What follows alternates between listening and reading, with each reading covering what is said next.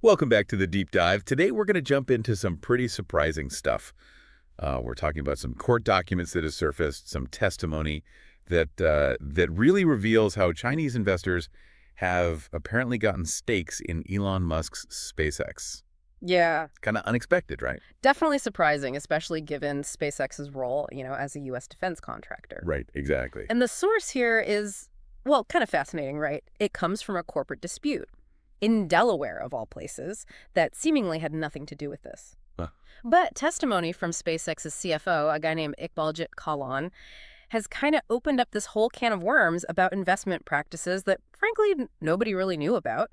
So today we're going to unpack all of this for you. We're going to figure out, how these investments work, why they matter, and what the implications could be, down the road. So to get us started, what's the normal procedure here? Like, how does SpaceX usually handle investment from China?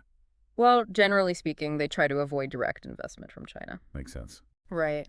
Especially given, all the sensitive government contracts they're dealing with. Exactly, yeah.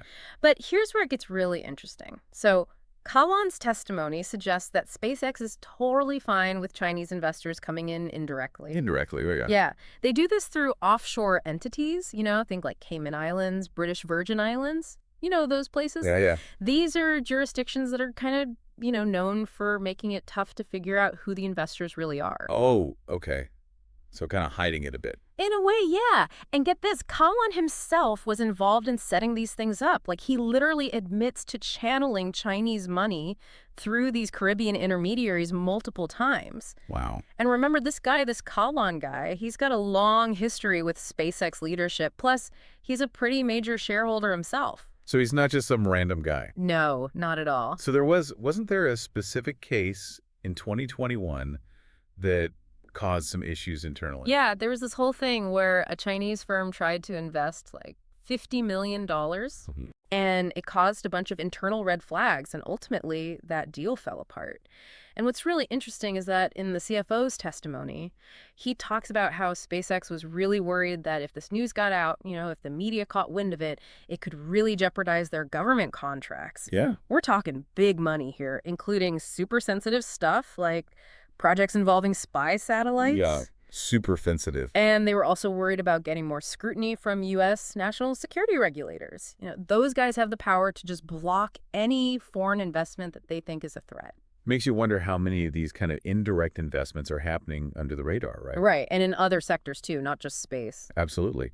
It's understandable why SpaceX would be worried, especially when you consider how important they are to Musk's whole financial empire. Oh, totally. SpaceX is basically the backbone of his wealth. Their operations, from the NASA launches to that whole Starlink network, it's all connected. Right. Remember, Musk owns like 42% of SpaceX. Yeah, it's a huge chunk. So any disruption to SpaceX would be, a major hit for him. So let's talk about the legality of all of this. Where does this kind of indirect investment stand legally? Well, it's kind of complicated. We have federal laws in place that are supposed to regulate foreign investment in defense and tech, but these passive minority stakes, especially the ones routed through offshore entities, they often slip through the cracks. Oh, really? Yeah, they don't always trigger mandatory reporting. But here's the thing. U.S. officials have been really vocal about urging companies to be transparent about any involvement from China, even these smaller kind of indirect investments. Okay, yeah. They're concerned about influence, tech transfer, all of that. Right, it makes sense. It's pretty unusual for a company like SpaceX, a major U.S. defense contractor, to be okay with this kind of obscured foreign ownership, don't you think? Yeah, it seems kind of counterintuitive. It is, and experts have pointed out that this kind of setup, it's usually used for tax purposes, not for, a company involved in national security. So it really makes you think about the balance between, wanting to attract capital and protecting national security. Absolutely. And it's even more interesting when you think about all of Musk's connections to China. Oh, yeah, absolutely. I mean, Tesla has a huge presence in China. Right. And Musk himself has, said some pretty complimentary things about China's government in the past. So this whole thing definitely adds another layer of complexity. For sure.